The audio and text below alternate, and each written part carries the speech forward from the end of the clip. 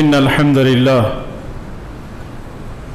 نحمده ونستعينه ونستغفره ونعوذ بالله من شرور أنفسنا ومن سيئات أعمالنا من يهده الله فلا مضل له ومن يضلله فلا هادي له وأشهد أن لا إله إلا الله وحده لا شريك له وأشهد أن محمدًا عبده ورسوله أما بعد فإن خير الحديث كتاب الله وخير الهدي هدي محمد صلى الله عليه وسلم وشر الأمور محدثاتها وكل محدثة بدعة وكل بدعة ضلالة وكل ضلالة في النار فأعوذ بالله السميع العليم من الشيطان الرجيم من همزه ونفخه ونفثه يا أيها الذين آمنوا اتقوا الله حق تقاته ولا تموتن إلا وأنتم مسلمون يا أيها الناس اتقوا ربكم الذي خلقكم من نفس واحدة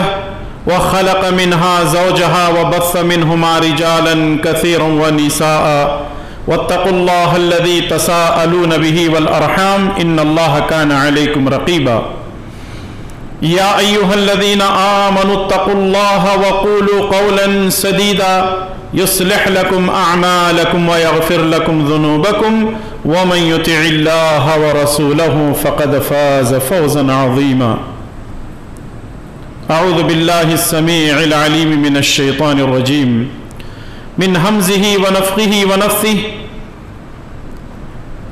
وَلَقَدْ بَعَثْنَا فِي كُلِّ أُمَّةٍ رَسُولًا أَنِ اعْبُدُوا اللَّهَ وَاجْتَنِبُوا الطَّاغُوتَ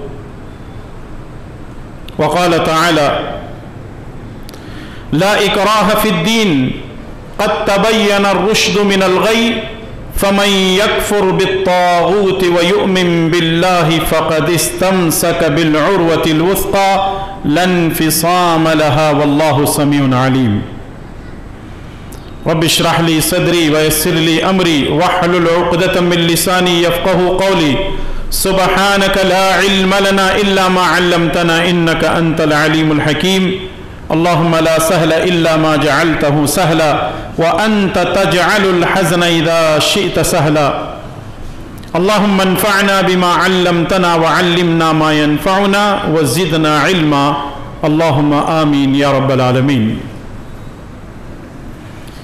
ہر قسم کی تعریف و توصیف بڑائی اور بزرگی اسی اللہ رب ذوالجلال والاکرام کے لیے لائق و زیبا ہے جو ساری کائنات کا تنے تنہا مالک ہے دنیا کا ہر ذرہ اسی کے حکم کے تابع ہے وہ اول سے ہے آخر تک رہے گا اس کی ذات میں کوئی شریک نہیں وہ نہ کسی کا باپ ہے اور نہ اس کی کوئی اولاد ہے اللہ احد اللہ الصمد لم یلد ولم یولد ولم یکن لہ کفوا احد اور درود و سلام ہو تمام انبیاء علیہم الصلاۃ پر خصوصاً میرے اور آپ کے پیارے نبی امام الانبیاء والمرسلین جناب محمد الرسول اللہ صلی اللہ تعالی علیہ وسلم پر جن کو اللہ تعالی نے ساری کائنات کے لیے امام بنا کر بھیجا اللہم صلی وسلم وبارک وسلم علی نبینا محمد وعلی آلہ وصحبہ اجمعین قابل قدر بزرگوں نوجوان ساتھیوں میں نے آپ کے سامنے قرآن کریم سے سورہ انبیاء کی آیت نمبر 29 تلاوت کی ہے آئیے سب سے پہلے اس آیت کریمہ کو سمجھتے ہیں اللہ تبارک و تعالی نے فرمایا وَلَقَدْ بَعَثْنَا فِي كُلِّ أُمَّةٍ رَسُولًا ہم نے ہر امت میں ایک رسول کو ایک پیغمبر کو بھیجا ہے اللہ تعالی ہمیں یہ آگاہ کر رہا ہے ہمیں یہ بتلا رہا ہے وَلَقَدْ بَعَثْنَا فِي كُلِّ أُمَّةٍ رَسُولًا ہم نے ہر امت کے اندر ایک رسول کو بھیجا ہے ان کی دعوت کیا تھی أَنِ اعْبُدُوا اللَّهَ وَاجْتَنِبُوا الطَّاغُوتَ وہ تمام انبیاء علیہمُ السلام دعوت دیتے تھے کہ اگر عبادت کرنی ہو تو صرف ایک اللہ کی کرو اور طاغوت کی عبادت سے اپنے آپ کو بچاؤ. ان اعبدوا اللہ، ایک اللہ کی عبادت کرو، واجتنبوا الطاغوت، طاغوت کی عبادت سے بچو. اس کا مطلب یہ ہے کہ اللہ تبارک و تعالی نے تمام نبیوں کو ایک اہم مقصد کے لیے بھیجا تھا، اور وہ مقصد کیا ہے؟ اللہ کی عبادت کی طرف لوگوں کو بلایا جائے، اور تمام نبیوں کی ایک ہی دعوت تھی کہ ایک اللہ کی عبادت کی جائے. وَاجْتَنِبُوا الطَّاغُوتَ، طاغوت کی عبادت سے بچنے کی وہ تاکید کیا کرتے تھے. سوال یہ ہے کہ طاغوت کس کو کہتے ہیں؟ اللہ کی عبادت کرنا ہے، یہ بات ہمیں سمجھ میں آ رہی ہے، لیکن طاغوت کی عبادت سے منع کیا جا رہا ہے. تو یہ طاغوت کیا چیز ہے؟ اگر ہم ڈکشنری میں دیکھیں گے طاغوت کے معنی، تو اس کے معنی ہوں گے حد سے پھلانگنا یا حد سے تجاوز کر جانا. سمجھنے کے لیے ایک انگریزی میں ایک کچھ الفاظ بیان کر دیتا ہوں، بات واضح ہو جائے گی. لمٹ کراس کرنے کو طاغوت کہا جاتا ہے، یعنی ایک لکیر کھینچ دی گئی ہے کہ اس سے آگے تم کو جانا نہیں ہے. اگر کوئی آدمی وہ پھلانگ کر کے جاتا ہے، اللہ کے احکامات سے ہٹ کر کے آگے بڑھتا ہے، تو وہی طاغوت ہے. اور ایسے طاغوت کی پوجا پرستش کرنے سے اللہ تبارک و تعالیٰ نے ہم کو منع کیا. ایک اللہ کی عبادت کرنا ہے اور طاغوت کی پوجا سے ہم کو بچنا ہے. اور یہ لفظ قرآن کریم کے اندر 8 جگہ پر اللہ تبارک و تعالیٰ نے بیان فرمایا ہے. تو آئیے آج کے خطبہ جمعہ میں طاغوت کسے کہتے ہیں، اس کی کتنی قسمیں ہیں، اور کچھ وضاحتیں اس تعلق سے آپ کی خدمت میں پیش کی جائیں گی. اللہ سے دعا کیجئے کہ رب ذوالجلال والاکرام مجھے اور آپ تمام کو صرف ایک اللہ کی عبادت کرنے اور طاغوت کی پوجا اور پرستش کرنے سے بچنے کی توفیق نصیب فرمائے، آمین. امام ابن قیم رحمۃ اللہ علیہ نے اپنی کتاب زاد المعاد کے اندر لکھا ہے کہ طاغوت کی بہت ساری قسمیں ہیں، لیکن انہوں نے 5 قسموں کو ہمارے سامنے پیش کیا ہے. یہ بڑی اہم شکلیں ہیں، اور انہی 5 شکلوں کو یا 5 قسموں کو آپ کے سامنے میں پیش کرنے کی کوشش کروں گا. سب سے پہلے نمبر پر طاغوت کون ہے؟ سب سے پہلے نمبر پر طاغوت شیطان ہے، اور یہ طاغوت کا سرغنہ ہے. جیسا کہ آپ نے یہ جان لیا کہ طاغوت کے معنی کیا ہے؟ حد سے تجاوز کر جانا، حق سے باطل کی طرف جانا، ایمان سے کفر کی طرف تجاوز کرنا، اسی کو کیا کہتے ہیں؟ طاغوت کہتے ہیں. اور اس معاملے میں ابلیس، شیطان، یہ جو ہے طاغوت کا سرغنہ ہے. طاغوت کا سرغنہ یعنی طاغوت کا یہ سردار ہے. یعنی ابلیس یہ نہیں چاہتا، شیطان یہ نہیں چاہتا کہ ایک اللہ کی عبادت کی جائے. شیطان یہ چاہتا ہے کہ اللہ کے علاوہ اس کی عبادت اور پوجا اور پرستش کی جائے. اسی لیے اللہ تبارک و تعالیٰ نے قرآن کریم کے اندر ارشاد فرمایا، الم اعہد الیکم یا بنی آدم، الم اعہد الیکم یا بنی آدم لا تعبدوا الشیطان انہ لکم عدو مبین. اے بنی آدم، کیا تم نے اللہ تعالی سے وعدہ نہیں کیا تھا کہ تم اللہ کے سوا کسی کی عبادت نہیں کرو گے، شیطان کی عبادت نہیں کرو گے؟ انہ لکم عدو مبین، جبکہ وہ تمہارے لیے کھلا ہوا دشمن ہے. یعنی اللہ تعالی بنی آدم کو، ہم کو، بنی آدم مطلب انسانوں سے یہ بات کہہ رہا ہے کہ تم نے یہ وعدہ کیا تھا کہ شیطان کی عبادت نہیں کرو گے، آخر تم دنیا میں آ کر شیطان کی عبادت کیوں کر رہے ہو؟ سوال یہ ہے کہ ہم نے وعدہ کہاں پہ کیا تھا اللہ تعالیٰ سے کہ اے اللہ تیری عبادت کریں گے، تیرے سوا کسی کی عبادت نہیں کریں گے. آپ کو معلوم ہونا چاہیے قرآن کریم کے اندر جو ہے ایک آیت ہے، اس کا نام ہے عہد الستو کہا جاتا ہے. الستو بربکم قالوا بلا، اسی لیے اس کو اس آیت کو عہد الستو کے نام پر یا پھر اس ایگریمنٹ کو عہد الستو کے نام پر یاد کیا جاتا ہے. صحیح بخاری اور صحیح مسلم کے اندر اس کی تفصیل اس طرح ہے. اللہ کے پیارے نبی جناب محمد رسول اللہ صلی اللہ علیہ وسلم فرماتے ہیں کہ جب اللہ تبارک و تعالی نے آدم علیہ السلام کو اپنے ہاتھوں سے پیدا کیا تو آدم علیہ السلام کو پیدا کرنے کے بعد ان کی ریڑھ کی ہڈی سے قیامت تک پیدا ہونے والے تمام انسانوں کی روحوں کو پیدا کیا. آدم علیہ السلام کی ریڑھ کی ہڈی سے قیامت تک پیدا ہونے والی روحوں کو پیدا کیا. اب سوال یہ ہے کہ روح کس کو کہتے ہیں؟ ہمارے جسم میں دو چیزیں ہیں. ایک ہے ہمارا جسم، ہماری باڈی، اور دوسرے ہے روح، جس کو ہندی میں کہتے ہیں آتما. روح اس کو کہا جاتا ہے. یہ روح کیا ہے؟ جب ہم ماں کے پیٹ میں ہوتے ہیں 110 سے 120 دن کے درمیان اللہ کا ایک فرشتہ آ کر کے ماں کے پیٹ میں روح ڈال کر چلے جاتا ہے، اور جب ہم دنیا میں آتے ہیں اللہ تعالیٰ کبھی اس کو 1 دن، کبھی 1 سال، کبھی 10 سال، کبھی 50 سال، کبھی 60 70 100 سال اللہ تعالیٰ اس کو زندہ رکھتا ہے.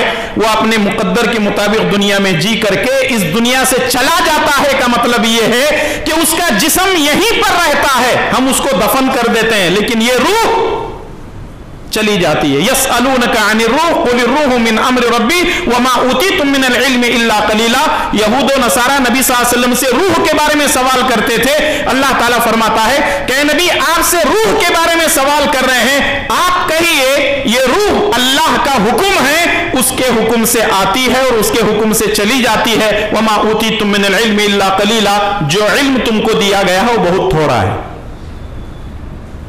تو یہ جو روح ہے آدم علیہ السلام کو پیدا کرنے کے بعد ان کی ریڑھ کی ہڈی سے قیامت تک پیدا ہونے والی روحوں کو اللہ تعالیٰ نے پیدا کیا.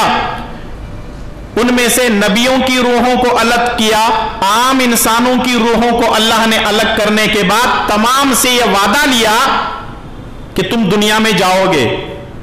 دنیا میں جانے کے بعد تم میرے سوا کسی کی عبادت کرو گے، میرے سوا کسی کی پوجا اور پرستش کرو گے. تمام روحوں نے بیک زبان یہ کہا کہ اللہ ہم تیرے سوا کسی کی عبادت نہیں کریں گے.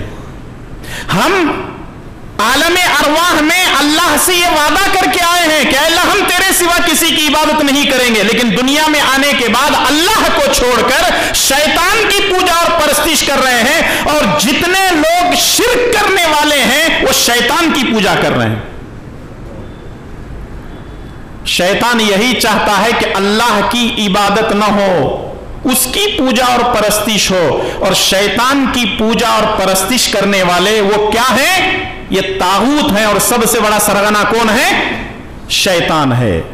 تو اس لیے یہ طاغوت کی پہلی قسم ہے کہ شرک کرنے والا جو ہے وہ طاغوت کی پوجا اور پرستش کر رہا ہے. الحمدللہ ثم الحمدللہ، یا اللہ تعالیٰ کا بہت بڑا فضل و کرم، اس کی بہت بڑی نعمت ہے کہ ہم الحمدللہ توحید پر اپنی زندگی گزار رہے ہیں. اگر آپ میں سے کوئی شخص شرک کر رہا ہے تو وہ اپنے آپ کو بچائے، ورنہ جو آدمی شرک کرتا ہے اللہ تعالیٰ اس کی کوئی نیکی قبول نہیں کرتا، بلکہ اللہ تعالیٰ ایسے لوگوں کو اوندے منہ گھسیٹ کر کے جہنم کے اندر داخل کرے گا. اللہ تعالیٰ ہم تمام کو توحید پر عمل کرنے اور شرک سے، طاغوت کی پوجا اور پرستش کرنے سے محفوظ فرمائے. آمین یا رب العالمین. دوسرے نمبر پر طاغوت کس کو کہتے ہیں؟ دوسرے نمبر پر وہ شخص ہے جس کی پوجا اور پرستش کی جاتی ہے اور وہ اسے پسند کرتا ہے، ایسے کو طاغوت کہتے ہیں. جبکہ پوجا اور پرستش کس کی ہونی چاہیے؟ اللہ کی. لیکن ایک آدمی کے سامنے لوگ سجدے کر رہے ہیں، لوگ رکوع کر رہے ہیں، لوگ اس کے سامنے منت سماجت کر رہے ہیں، لوگ پتہ نہیں اس سے کیا کیا حاجتیں اور حاجت روائی کر رہے ہیں، اور وہ لوگوں کو اپنے انداز سے بول بول کر کے بھیج رہا ہے، اور وہ اندر سے پسند بھی کرتا ہے. لوگ میری پوجا کر رہے ہیں، میری پرستش کر رہے ہیں، میری عبادت کر رہے ہیں، اندر اندر سے وہ پسند کر رہا ہے. ایسا آدمی بھی طاغوت ہے. جیسا کہ اللہ تعالیٰ نے قرآن کریم کے اندر ارشاد فرمایا وَمَن يَقُلْ مِنْهُمْ إِنِّي إِلَٰهٌ مِّن دُونِهِ फज़ालिका नजज़ीहि जहन्नम कज़ालिका नजज़ी ज़ालिमीन। जो आदमी ये कहता है कि मैं रब होने के लायक हूं, जो आदमी ये समझता है कि मैं रब होने के लायक हूं और लोग उसकी पूजा और परस्तिश कर रहे हैं, कज़ालिका नजज़ीहि जहन्नम, ऐसे लोगों को हम जहन्नम में डाल देंगे। फज़ालिका नजज़ीहि जहन्नम कज़ालिका नजज़ी ज़ालिमीन, और इसी तरह हम जालिमों को बदला देते हैं। तो मालूम क्या हुआ, अगर कोई आदमी ये समझता है कि लोग मेरी इबादत कर रहे हैं और अंदर अंदर खुश होता है, तो इसका मतलब यह है कि ऐसा आदमी गोया के तागूत है। हमारे मुल्क में ऐसे लोगों को समझना कोई मुश्किल काम नहीं है। हमारे मुल्क में ऐसे लोग हैं जो अपनी इबादत करने को पसंद करते हैं, अपनी इबादत करने को पसंद करते हैं। लोग उनके पैरों पे सजदे करते हैं, उनके सामने झुककर खड़े होते हैं, उनके सामने अदब से खड़े होते हैं। और याद रखिए, किसी के सामने अदब पर खड़े होना इबादत है, किसी के सामने झुकना इबादत है, किसी के सामने सजदा करना इबादत है। हम नमाज में यही इबादत करते हैं। यह इबादत का तरीका अल्लाह के अलावा किसी और के लिए जायज नहीं। इबादत के जितने तरीके शरीयत में मौजूद हैं, इबादत का कोई तरीका सिवाय अल्लाह के किसी और के लिए नहीं हो सकता। और अपने मुल्क के अंदर लोग जो है, हमारे गैर मुस्लिम भाइयों के अंदर भी ये चीजें मौजूद हैं, मुसलमानों के अंदर भी मौजूद हैं कि लोग अपनी इबादत को पसंद करते हैं, लोग अपने आप को भगवान कहलाना पसंद करते हैं। एक मिसाल मैं दे देता हूं, जल्दी समझ में आ जाएगी आपको। गैर मुस्लिम भाइयों का अकीदा है, क्या अकीदा है? एक है आत्मा, दूसरे है महात्मा, और तीसरे है परमात्मा। ये अगर फार्मूला है, ये अगर आप ये समझ गए तो ये तागूत को आप समझ जाएंगे खुद ब खुद। एक है आत्मा, दूसरे है महात्मा, तीसरे है परमात्मा। मैंने अभी कहा रूह, इसी को आत्मा कहा जाता है हिंदी में, और वेदों के अंदर भी इसको आत्मा ही कहा जाता है। अब यहां गैर मुस्लिमों का अकीदा यह है कि सबसे पहले इंसान वो आत्मा की शक्ल में रहता है, जब हद से ज्यादा वो भगवान की इबादत करता है तो वो महात्मा बन जाता है। जैसे हम गांधी जी को क्या कहते हैं? महात्मा गांधी कहते हैं, क्योंकि वो आत्मा थे, इबादत उन्होंने ऐसी की कि वो महात्मा बन गए। अब उससे आगे क्या है? परमात्मा। परमात्मा का मतलब यह है कि वो खुदा के दर्जे पर पहुंच गए। पहले ये चीज आत्मा होती है, फिर उसके बाद महात्मा बनती है, फिर उसके बाद परमात्मा बनती है। यह अकीदा सरासर गलत है, और यही अकीदा मुसलमानों के अंदर पाया जाता है। एक है इंसान, नॉर्मल आदमी, अब जब वो इबादत ज्यादा करता है तो वहां महात्मा बन गया, तो यहां क्या बन गया? वली बन गया। जब ये महात्मा वली बन गया तो वली जब विलायत के ऊपर दर्जे पे चले जाता है तो ये खुदा बन जाता है।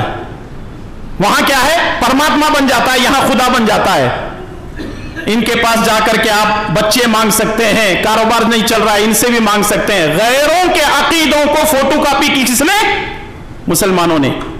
ये मुसलमान हैं जिन्हें देख के शर्माया। गैरों की नक्काली हम कर रहे हैं। अरे हमने गैरों को तौहीद की दावत तो नहीं दी, लेकिन उनकी नक्काली कर रहे हैं, पूरा का पूरा इस्लाम को उल्टा करके। अब ये समझ रहे हैं कि असल दीन यही है। ये दीन नहीं है,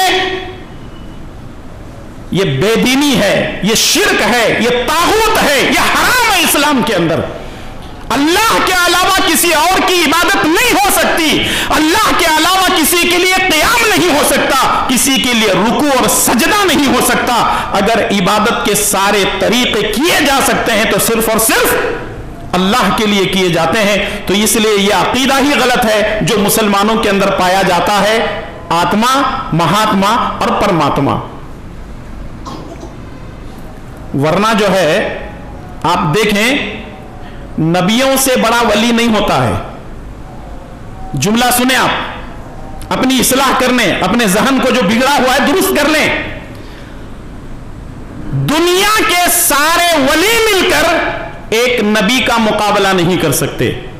سمجھ میں آ رہا ہے جملہ؟ دنیا کے سارے اولیاء کرام مل کر, دنیا کے سارے متقی پرہیزگار مل کر, دنیا کے سارے نیک لوگ مل کر ایک نبی کا مقابلہ نہیں کر سکتے, اور سارے نبی اور رسول مل کر اکیلے محمد رسول اللہ صلی اللہ علیہ وسلم کا مقابلہ نہیں کر سکتے. نبی کا مقام اتنا بڑا ہے کہ اللہ نے ان کو کچھ چیزیں دینے کے لیے زمین سے آسمان پر بلا لیا. اس سے بڑی بات اور کیا ہو سکتی ہے؟ ہم ایسے نبی کے امتی ہیں جن کو اللہ تبارک و تعالیٰ نے آسمان میں بلا کر کے بہت ساری چیزیں عطا کی. تو معلوم کیا ہوا کہ جو آدمی یہ پسند کرتا ہے اس کی عبادت کرنے کو, اور لوگ اس کی عبادت کر بھی رہے ہیں, ایسا آدمی طاغوت ہے. تیسرے نمبر پر طاغوت وہ ہے جو یہ کہتا ہے کہ میں تمہارا رب ہوں, مجھے اپنا رب مانو. زبردستی, میں تمہارا رب ہوں, مجھے اپنا رب مانو. اور اس چیز کو سمجھنا کیا مشکل ہے. اگر آپ لوگ قرآن کو سنتے ہیں, قرآن سے آپ کا تعلق ہے, دینی پروگرام میں بیٹھتے ہیں, علماء سے آپ کا تعلق ہے, تو یہ بات کس نے کہا تھا؟ فرعون نے. فرعون نے کیا کہا تھا؟ انا فقال انا ربکم الاعلی, میں تمہارا سب سے اعلی رب ہوں, میرے سامنے کسی کی کوئی خدائی نہیں چلتی, کسی رب کی ربوبیت نہیں چلتی, میں ہی سب کچھ کرنے والا ہوں. فرعون کے سامنے اللہ تبارک و تعالیٰ ایک نے دو نبیوں کو بھیجتا ہے. ایک ہے موسیٰ علیہ السلام, دوسرے ہے ہارون علیہ السلام. یہ دونوں نبی جا کر کے سمجھاتے ہیں, نہیں مانتا, کہتا ہے کہ میں سب سے بڑا رب ہوں. یہاں تک کہ اللہ حضرت موسیٰ علیہ السلام کو فرعون یہ کہتا ہے لَإِنِ اتَّخَذْتَ إِلَٰهًا غَيْرِي لَأَجْعَلَنَّكَ مِنَ الْمَسْجُونِينَ. اے موسیٰ, اگر میرے سوا تم کسی کو اپنا رب مانتے ہو تو میں تم کو جیل میں ڈال دوں گا. جو لوگ انکار کرتے ہیں اس کے پاس جہنم بھی نہیں ہے ڈالنے کے واسطے. کہاں ڈالے گا؟ جیل میں ڈالے گا. وہ کون سا رب ہو سکتا ہے؟ کچھ نہیں تھا اس کے پاس. اللہ تبارک و تعالیٰ نے اس کو مٹا دیا, صفحہ ہستی سے مٹا دیا, تہس نہس کر دیا, ستیہ ناش کر دیا اللہ تبارک و تعالیٰ نے. اور آج اس کی لاش بھی مصر کے میوزیم کے اندر رکھی ہوئی ہے, دیکھنے والا دیکھ سکتا ہے. اللہ نے فرمایا قیامت تک میں تجھے رکھوں گا تیری لاش کو, تاکہ لوگوں کے لیے عبرت بن جائے کہ ہم نافرمانوں کا کیسے انجام کرتے ہیں. دوسرے نمبر پر جس نے اپنے آپ کو رب کہا تھا وہ ہے نمرود. ابراہیم علیہ السلام نمرود کے پاس جا کر ایک اللہ کی دعوت دیتے ہیں, تیرا رب میرا رب صرف ایک اللہ ہے. میرا رب وہ ہے جو زندگی دیتا ہے, موت دیتا ہے, نفع نقصان کا مالک ہے, بیماری وہی دیتا ہے, شفا وہی دیتا ہے, سب کچھ کرتا دھرتا وہی ہے. نمرود کہنے لگتا ہے کہ میں بھی زندگی دیتا ہوں, موت بھی دیتا ہوں, زندہ کرنا مارنا میرے ہاتھ میں. ابراہیم علیہ السلام نے کہا وہ کیسے؟ تو نمرود دو قیدیوں کو جیل میں سے بلاتا ہے, ایک کو چھوڑ دیتا ہے اور ایک کو قتل کر دیتا ہے. کہتا ہے کہ جس کو میں نے چھوڑ دیا وہ مردہ تھا جیل میں نے اس کو زندہ کر دیا, اور جس کو میں نے قتل کیا وہ جیل میں زندہ تھا, میں نے اس کو موت دے دی. ابراہیم علیہ السلام نے کہا بڑی پہنچ ہے بھائی تیری, تو زندگی بھی دیتا ہے موت بھی دیتا ہے, ایسا کر میں تجھے ایک چیلنج کرتا ہوں. اللہ تعالیٰ قرآن کریم کے اندر فرماتا ہے الم تر الی الذی حاج ابراہیم فی ربہ ان آتاہ اللہ الملک اذ قال ابراہیم ربی الذی یحیی ویمیت قال انا احیی وامید قال ابراہیم فإن اللہ یأتی بالشمس من المشرق فات بها من المغرب فبہت الذی کفر واللہ لا یہدی القوم الظالمین. جب نمرود نے کہا زندگی اور موت میں دیتا ہوں, ابراہیم علیہ السلام نے کہا جب تیری اتنی بڑی پہنچ ہے, تو اتنا بڑا رب ہے, تو ایسا کر, یہ سورج نکل رہا ہے مشرق سے اور ڈوب رہا ہے کہاں؟ مغرب میں. اگر تو خدا ہے تو یہ سورج کو مغرب سے نکال اور مشرق میں ڈبو دے. فبہت الذی کفر, کافر تو ہکا بکا رہ گیا. واللہ لا یہدی القوم الظالمین, اللہ تعالیٰ ظالموں کو ہدایت نہیں دیتا. دنیا کے اندر بڑے فرعون آئے, بڑے نمرود آئے, شداد آیا اور حامان آیا, پتہ نہیں دنیا کے اندر ابو جہل جیسے کتنے آئے، اور اللہ تبارک و تعالیٰ نے خدائی دعویٰ کرنے والوں کو ایسے ختم کر دیا، اور اللہ تبارک و تعالیٰ ان کو ایسے پہنچا دیا کہ آج ان کا نام بھی اگر لیا جاتا ہے تو ان پر لعنت بھیجی جاتی ہے۔ تو معلوم کیا ہوا؟ تیسرے نمبر پر جو یہ کہتا ہے کہ میں تمہارا رب ہوں، میری عبادت کرو، ایسا کہنے والا بھی طاغوت ہے۔ فرعون بھی طاغوت تھا، نمرود بھی طاغوت تھا، حامان ہے، شداد ہے، ابو جہل ہے، یہ سارے کے سارے طاغوت ہیں جو اپنے آپ کو یہ کہا کرتے تھے کہ ہم سب کچھ ہیں، ہمارے سامنے کوئی کچھ نہیں ہے۔ اب بڑی اہم قسم آنے جا رہی ہے، اس میں تو میں سمجھتا ہوں کہ اچھے خاصے توحید پرست بھی ملوث ہیں۔ چلیے بات کو آگے بڑھاتے ہیں۔ چوتھی قسم طاغوت کی وہ ہے جو یہ کہتا ہے کہ میرے پاس غیب کا علم ہے۔ غیب کا علم کا مطلب یہ ہے، اگر کوئی آدمی یہ دعویٰ کرتا ہے کہ میرے پاس رتی برابر بھی غیب کا علم ہے، ایسا آدمی طاغوت ہے۔ ہمارے معاشرے کے اندر ایسے بہت سارے لوگ ملیں گے جو یہ کہتے ہیں کہ مجھے اگلا پچھلا سب معلوم ہے، جبکہ اللہ تبارک و تعالیٰ نے قرآن کریم کے اندر فرمایا وَعِندَهُ مَفَاتِحُ الْغَيْبِ لَا يَعْلَمُهَا إِلَّا هُوَ، غیب کی کنجیاں، غیب کی چابیاں اللہ تعالیٰ کے پاس ہے، اس کے سوا کوئی غیب نہیں جانتا۔ إِنَّ اللَّهَ عِندَهُ عِلْمُ السَّاعَةِ وَيُنَزِّلُ الْغَيْثَ وَيَعْلَمُ مَا فِي الْأَرْحَامِ۔ غیوب خمسہ سورہ لقمان کی آخری آیت ہے کہ 5 چیزیں اللہ تعالیٰ جانتا ہے، قیامت کب آئے گی، ماں کے پیٹ میں کیا ہے، بارش کب اور کتنی نازل ہوگی، انسان کل کیا کمانے والا ہے، انسان کہاں مرنے والا ہے، اللہ تعالیٰ کے علاوہ کوئی نہیں جانتا۔ عالم الغیب صرف اور صرف اللہ تبارک و تعالیٰ ہے، لیکن ہمارے معاشرے کے اندر کچھ لوگ ایسے ہیں، ہماری سوسائٹی میں کچھ لوگ ایسے ہیں جو یہ کہتے ہیں کہ مجھے سب معلوم ہے۔ اچھا، وہ کون لوگ ہیں جو اس طریقے کا جو ہے ڈھونگ کرتے ہیں؟ 2 لوگ ہیں جو اس طرح کے دعوے کرتے ہیں۔ پہلے نمبر پر ہے جادوگر،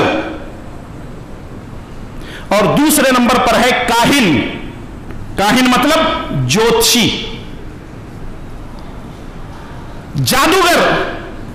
اچھا، یہاں اس کو بھی سمجھانا ضروری ہے کہ جادوگر کو ہم کیسے پہچانے۔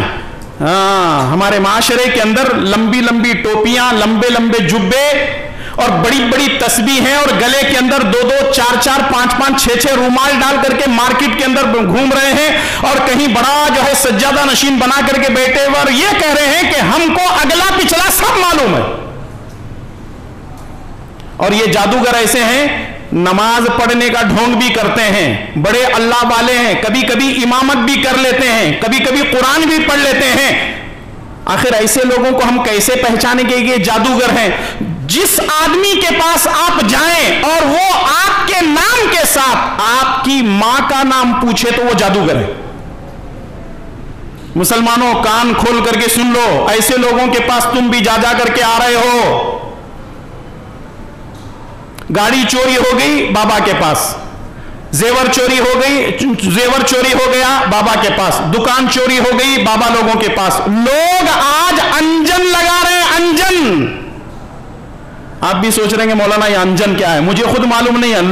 ہم لوگ سنتے تھے انجن جس سے گاڑی سٹارٹ ہوتی ہے، لوگ انجن لگاتے ہیں۔ بابا لوگ کیا ہے، ان کے پاس ایک سفید پیپر رہتا ہے، کالک لگاتے ہیں، بچے کو پکڑ کر پوچھتے ہیں ہاں وہ گاڑی کون؟ ہاں وہ پینٹ شرٹ پہن کو ہے انہیں۔ ہاں پھر کیا کر رہا؟ ہاں ذرا گاڑی لے کو جا رہا، وہ وائر کھینچا دیکھو، ہاں کہاں لے کو گیا۔ اگر ان لوگوں سے پوری چوری پکڑی جاتی، میں تو گورنمنٹ سے کہوں گا پولیس کو چھوڑ دو، ہر پولیس اسٹیشن کے اندر ایک بابا کو بٹھا دو، چوری ہو گئی اس سے آگے پوچھے کون لے کے گئے، بیٹھے جائے خبر مل رہی نا۔ پولیس کو اتنا سارا خرچہ کرنے، CCTV لگانے، کرائم برانچ کرنے، اتنا لمبا چکر ضرورت ہی نہیں ہے۔ یہ بابا لوگوں کو لا کر کے بٹھا دو نا، پوری چوری پکڑی جا رہی ہے۔ یہ نکمے ہیں، یہ حرام خور ہیں۔ پھر آپ بولیں گے مولانا ممبر پہ کھڑے ہو کر کے گالی، حرام خور کا مطلب حرام کھانے والا، یہ حرام کھا رہے ہیں، آپ کے جیبوں پر ڈاکے ڈال رہے ہیں یہ لوگ۔ کون؟ جادوگر، تعویذیں بھی دے رہے ہیں، پلیتے بھی دے رہے ہیں۔ अगरबत्तियां भी जला रहे हैं, शमा भी जलाने के लिए कह रहे हैं, और फिर उसके बाद आपसे ये कह रहे हैं। और कुछ लोग तो ऐसे हैं, तुम ना पहचाने क्या कौन भी, हाँ वो हमारी लड़की की शादी नहीं हो रही, जरा उनको पूछो, फोटो भेज दे तुम्हें। नहीं, उसके पीछे एक बहुत बड़ा जिन है, एक शैतान है, परेशान कर रहा, इस वास्ते उसे कम से कम एक 50,000 खर्चा करे तो काम हो जाता। पूरे लुटेरे हैं ये लोग। और अफसोस के साथ मुझे कहना पड़ रहा है कि अहले हदीस भी ऐसे बाबा लोगों के पास जा रहे हैं। मुझे यह कहना पड़ रहा है आज कि जो कुरान और सुन्नत पर अमल करने का दावा कर रहे हैं, वो ऐसे नालायकों के पास, ऐसे निकम्मे लोगों के पास जा रहे हैं। अपनी चोरी, अपनी गाड़ी, अपनी बेटी, अपनी बीवी और फलां के बारे में पूछ रहे हैं। मेरे भाई और दोस्तों, इसका मतलब यह है कि आप तागूत की पूजा कर रहे हैं। किसके साथ जहन्नम में जाएंगे? शैतान के साथ जहन्नम में जाएंगे। तौबा करके उठो इस मजलिस के अंदर। दूसरे नंबर पर है काहिन। काहिन कहते हैं ज्योतिषी को, जो हाथ की लकीरें देख करके बताता है। अच्छा, कभी कभी आज भी बाजार होते हैं गांव खेड़े के अंदर, एक आदमी तोता लेकर के बैठता है, पिंजरा रहता है तोता। जब कोई आदमी उसके पास जाता है तो क्या करता है?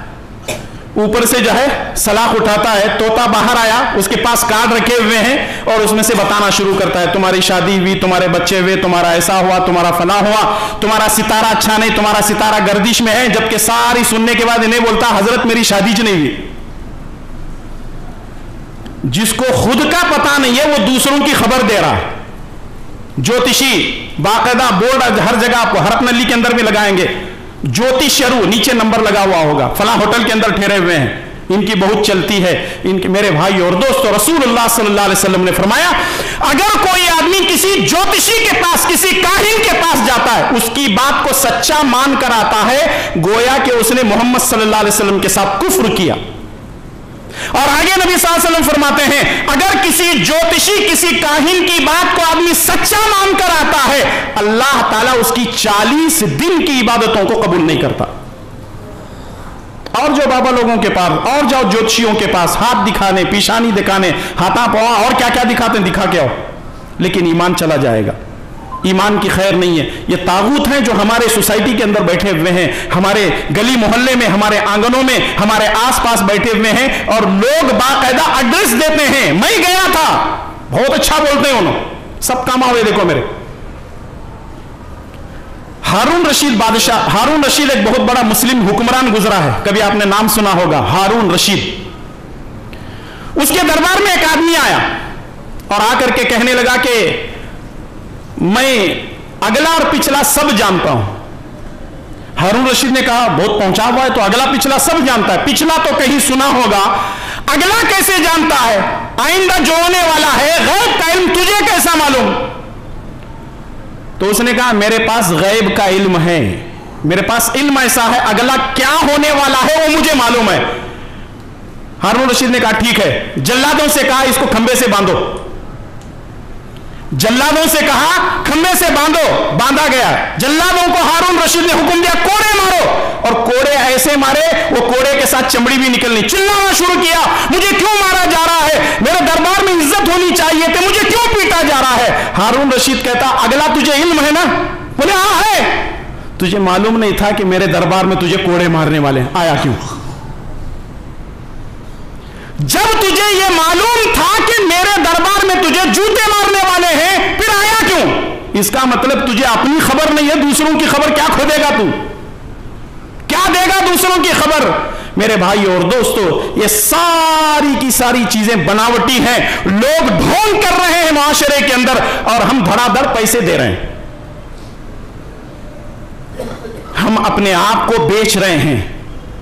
हम बिक जाएं कोई बात नहीं है, मेरे भाई और दोस्तों, हम अपने ईमान का सौदा कर रहे हैं। ईमान ऐसी चीज है, अगर एक मर्तबा आदमी ईमान से निकल गया, शिर्क के रास्ते पर चला गया, तागूत के रास्ते पर चला गया, तो फिर दुनिया और आखिरत दोनों तबाह हो जाएंगे। आखिरी बात, पांचवी चीज तागूत किसको कहते हैं? पांचवी चीज तागूत यह है, जो अल्लाह के हुक्म के मुताबिक फैसला न करे, वो तागूत है।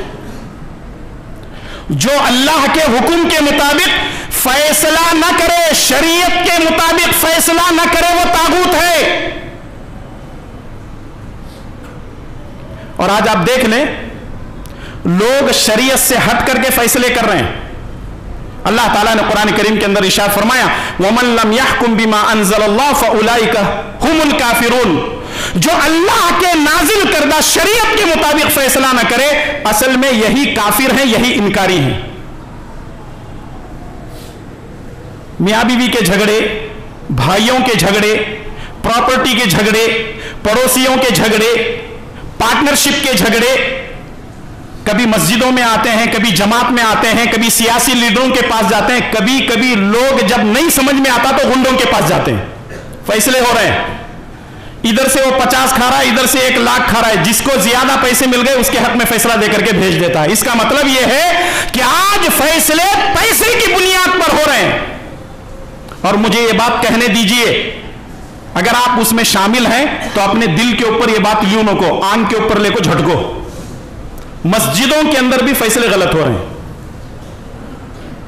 अगर जिम्मेदार का कोई रिश्तेदार है, उसकी तरफ झुकाव रहता आदमी का। अगर इन्हें इसका आदमी पहले से जिसकी दुश्मनी है, पूरी दुश्मनी ये फैसले में निकाल लेता जिम्मेदार, चाहे वो मस्जिद का हो, मदरसे का हो, गांव का हो, बस्ती का हो, कहीं का भी क्यों ना हो। याद रखो, तुम अपने इस ओहदे को लेकर के फैसले गलत कर दोगे, लेकिन जो लोग इस तरीके से गलत फैसले करते हैं वो तागूत हैं। डरो अल्लाह ताला से। अल्लाह को मुंह दिखाना है, कब्र में कीड़े पड़ेंगे उन लोगों के लिए, सांप बिच्छू काटेंगे उन लोगों के लिए जो गलत फैसले करते हैं, किसी की तरफ झुकाव करते हैं। और अगर हमने ऐसे फैसले लिए और फैसले किए, फिर अल्लाह ताला के पास क़यामत के दिन जवाब भी देना। अल्लाह ताला ऐसे लोगों को हरगिज पसंद नहीं करता, और ऐसे लोग तागूत हैं, तागूत की शक्ल है। इसीलिए कुरान करीम के अंदर अल्लाह तबारक व तआला ने सूरह तौबा में फरमाया, इत्तखज़ू अहबारहुम व रुहबानहुम अरबाबन मिन दूनिल्लाह, कि उन्होंने अपने उलमा को और अपने दुर्मेशियों को अल्लाह के अलावा अपना रब बना लिया। कभी कभी ऐसा भी हो रहा है कि उलमा भी बिक रहे हैं, सिर्फ जिम्मेदारानी नहीं, उलमा भी बिक रहे हैं। उलमाए सू मौजूद हैं जो फैसले करने के लिए बैठे हुए हैं। पहले ही अंदर से बात हो जाती है, एक काम करो 50,000 तो तुम्हारा फैसला कर देता हूं, आओ शाम में। सामने वाला बोलता, हजरत जरा सोच समझ को, नहीं नहीं मैं बिल्कुल कुरान और सुन्नत की रोशनी में फैसला करता हूं। पैसे कौन दिए? उसके हक में मौलवी फैसला कर रहा है। मौलवी भी बिक रहा है, जिम्मेदारान बिक रहे हैं, ओहदेदारान बिक रहे हैं। और याद रखो, यह बात पूरे वसूख के साथ मैं बोल रहा हूं, ऐसा नहीं है कि औट पटांग बात में बता करके अपनी बात को खत्म करके चले जाऊं। लोगों को हमने ऐसे फैसले करते हुए देखा है। अभी आसपास की ही बात है, तकरीबन 5-6 महीने पहले एक धारवाड़ का एक नौजवान था, उसको खुला लेना था, जो है उसको तलाक देना था, और लड़की कह रही थी खुला। तो लोगों ने क्या किया, जिम्मेदारों ने 50,000 की मांग की और कहा कि 50,000 दे दो, तुम्हारा खुला भी करवा देंगे, तलाक भी करवा देंगे। जब पूरी कार्रवाई मुकम्मल हो गई तो वो जिम्मेदारान उठे, मस्जिद के बाहर गए और उन्होंने कहा कि 50,000 दो। वो 50,000 गिने, जेब में रख लिए, आकर के फैसला किए। मैं पूछा वो नौजवान से, वो पैसे 50,000 रुपए कहां बैठ को लिए?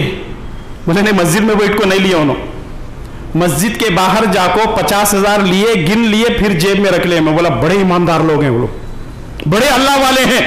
रिश्वत मस्जिद में नहीं लेना गते, इस वास्ते बाहर जाको लिए।